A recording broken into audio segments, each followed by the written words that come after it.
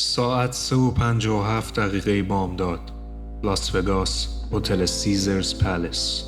سالن تقریبا خالی شده. کارکنای شب اومدن که میزا رو جمع کنن.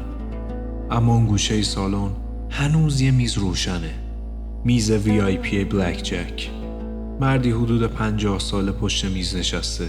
صورتش خیس عرقه. پیراهنش رو تا آرنج بالا زده و زیر لب مدام تکرار میکنه: یه دست دیگه، یه دست دیگه، یه دست دیگه، یه دست دیگه، یه دست یه دیگه، دست دیگه، یه دست دیگه، فقط یه دست دیگه، فقط یه دست دیگه. کسی نزدیکش نمیره.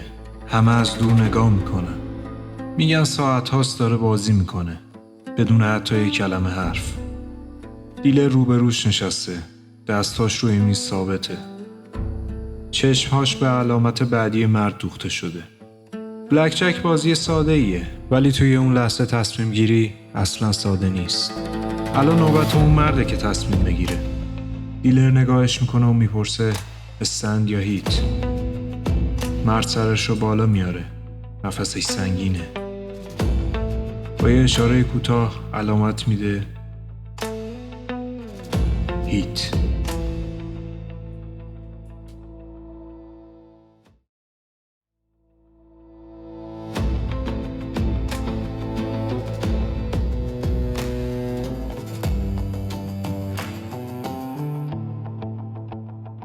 سال 2000 اوماها، ایالت نبراسکا. ترنس واتانابی، مدیرعامل و مالک شرکت خانوادگی اورینتال تریدینگ کامپانی، بعد از 3 دهه کار از تجارت کنار رفت. شرکتش از دهه 50 میلادی فعالیت میکرد. یکی از بزرگترین توزیع کنندگان لوازم جشن و تزیینی در ایالات متحده. کسب و کاری که پدرش از یک مغازه کوچیک شروع کرده بود و ترنس اون رو به یک مجموعه چند میلیون دلاری تبدیل کرد. در دنیای تجارت اون به نظم و وسواس شهرت داشت. کارمندانش میگفتن میتونست ساعتها برای اختلاف چند دلار در حسابا وقت بذاره. زندگی شخصیش اما خالی بود. نه ازدواج کرد، نه فرزندی داشت و نه دوستان نزدیکی که خارج از دفتر اونو بشناسن. روزهاش با دقت تکرار میشد. هفته صبح شرکت، نهار ساده و بازگشت به خانه‌ای ساکت. اون همه چیز رو تحت کنترل داشت تا جایی که خودش از این نظم خسته شد. در 50 سالگی به هیئت مدیره گفت میخوام زندگی کنم. سهامش رو فروخت و حدود 200 میلیون دلار نصیبش شد و برای اولین بار در زندگی بدون برنامه بود. چند ماه بعد از اوماها رفت. به شهرهای مختلف سفر کرد. نیویورک، لس آنجلس، شیکاگو. اما هیچ جا نموند. به دنبال چیزی میگشت ولی خودش هم نمیدونست دنبال چیه. پاییز همون سال به شهری رسید که هیچ وقت نمیخوابید. نئون‌های توی خیابون چشمک میزدن. هوا بوی الکل میداد و هیچ کس اهمیتی نمیده که تو کی هستی و از کجا اومدی. لاس وگاس.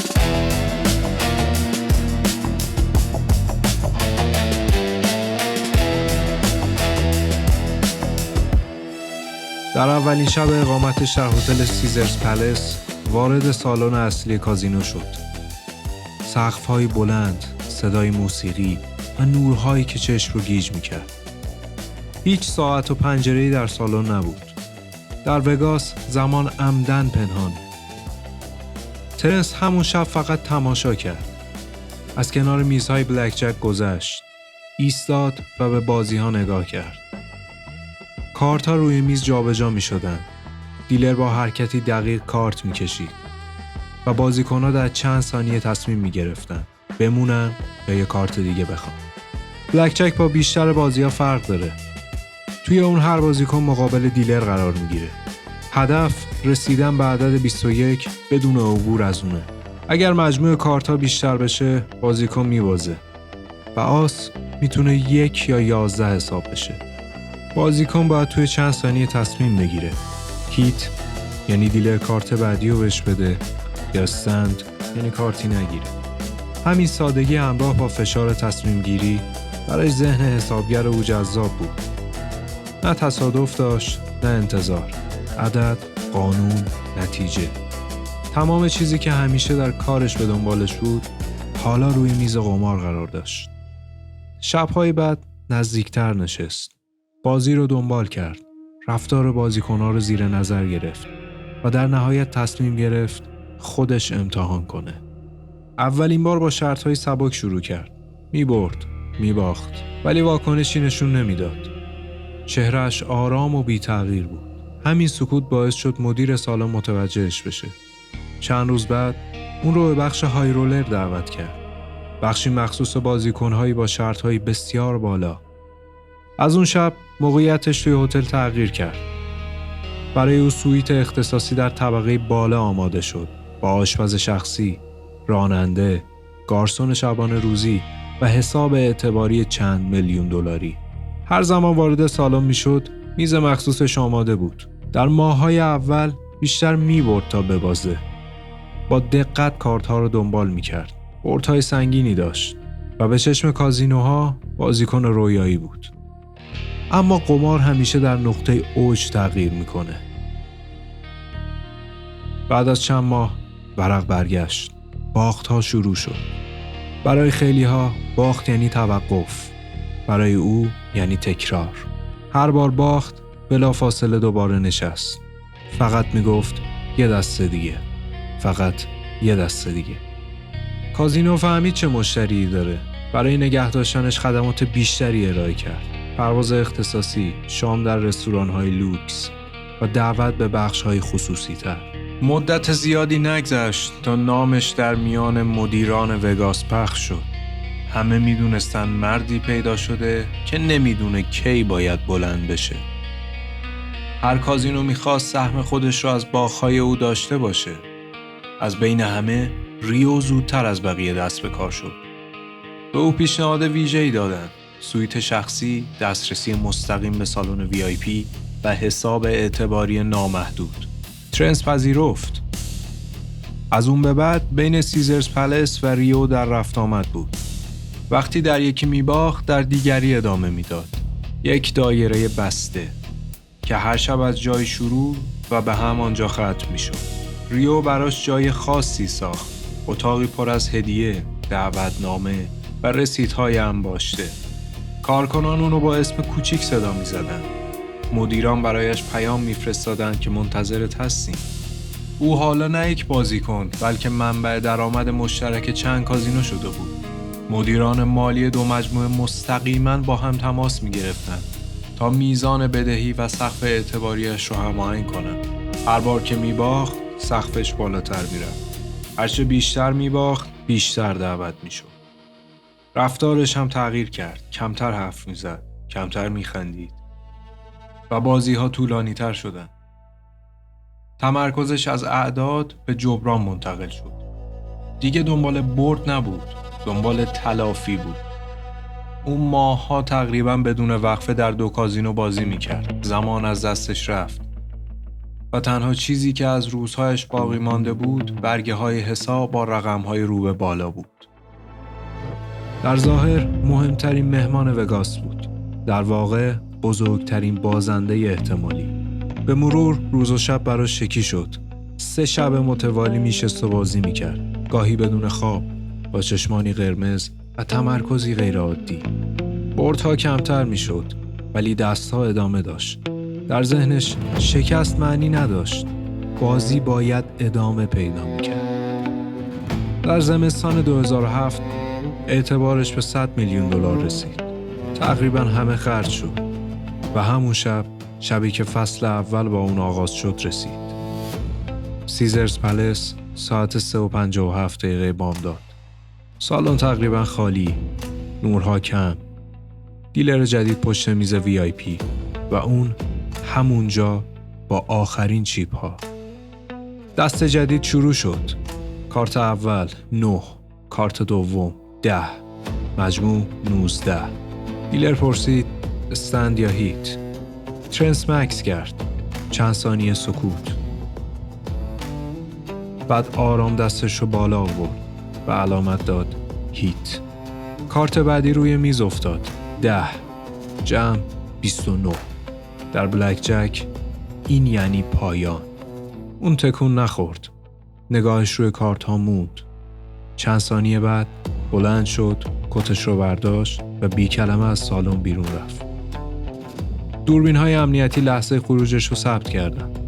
در گزارش رسمی هتل آمده او طی اقامتش در وگاس بیش از 230 میلیون دلار باخته بود. بزرگترین باخت ثبت شده در تاریخ این شهر. نور میز خاموش شد.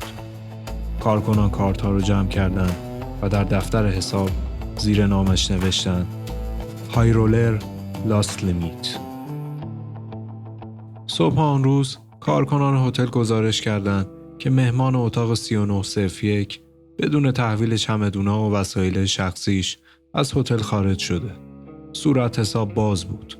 مبلغ نهایی بیش از 120 میلیون دلار. ترنس واتانابی دیگه به کازینو برنگشت. چند هفته بعد مدیران سیزرز پلس و چند مجموعه دیگه از اون شکایت کردند. میگفتند بخش بزرگی از بدهیاش به صورت اعتباری بوده و هنوز پرداخت نشده. پرونده‌ای با رقم بی سابقه در دادگاه نوادا باز شد. اسناد نشون میداد بخشی از پولها از طریق چک و اعتبار رسمی پرداخت شده، اما میلیون‌ها دلار به عنوان بدهی باقی مونده بود. در مقابل وکلای ترنس ادعا کردند کازینوها با علم به وضعیت او عمدن اجازه دادن به بازی ادامه بده.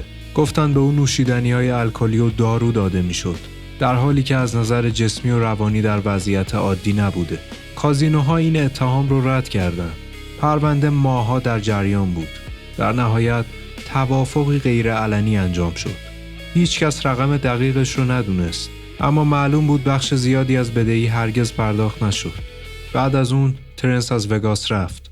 چند سال بعد خبرنگاران تلاش کردن اون رو پیدا کنن، اما تقریبا ناپدید شده بود. نه مصاحبه‌ای، نه حضور عمومی، نه تصویری تازه. دوستان قدیمیش میگفتن بخش بزرگی از ثروتش رو از دست داده، اما هنوز میلیون‌ها دلار براش باقی مونده بود. مشکل پول نبود. اون دیگه تمایلی به زندگی عمومی نداشت. در گزارش‌های غیررسمی اومده که مدتی در کالیفرنیا زندگی کرد. در خانه‌ای کوچک، تنها و ارتباطش رو با دنیای تجارت کاملاً قطع کرد. در وگاس هنوز اسمش شناخته شده است. وقتی درباره باخت‌های بزرگ حرف میزنن، همیشه از او یاد میکنن. مردی که بیشتر از هر کس دیگه‌ای به وگاس باخت. اما برخلاف بیشتر قماربازها، اون نه فریاد زد، نه شکایت کرد. فقط سکوت کرد و رفت. تا امروز هیچ کس دقیق نمیدونه اون شب چی تو ذهنش گذشت یا بعد از خروج از سالن کجا رفت. اما دوربین‌های امنیتی هنوز همون تصویر رو نگه داشتن. ساعت 3:57 بامداد. مردی با کت مشکی که آرام از قاب خارج میشد. آخرین تصویر زنده از ترنس واتانابی. در وگاس یه قانون نانوشته است. هیچ کس تا ابد برنده نمیمونه. ترنس واتانابی هم همینو فهمید. مردی که سالها عددها رو کنترل میکرد، آخر با همون عددها سقوط کرد. حالا اون میز خاموشه، نورها کم شدن و فقط اسمش مونده. در دفتر حساب سیزرز پلس، های رولر لاست لیمیت. اما داستانش هنوز زنده است. هر بار که یه بازیکن تازه میشینه پشت میز، احتمالش هست اون کارت آخر دوباره تکرار بشه. اگه از این ویدیو خوشتون اومد، ما رو حمایت کنید تا بتونیم پرونده های بیشتری مثل این بسازیم. لایک کنید، نظر بدید و اگه هنوز عضو نیستید سابسکرایب کنید. ما تازه اول راهیم و هر داستان بعدی تاریک‌تر و واقعی‌تر از قبله.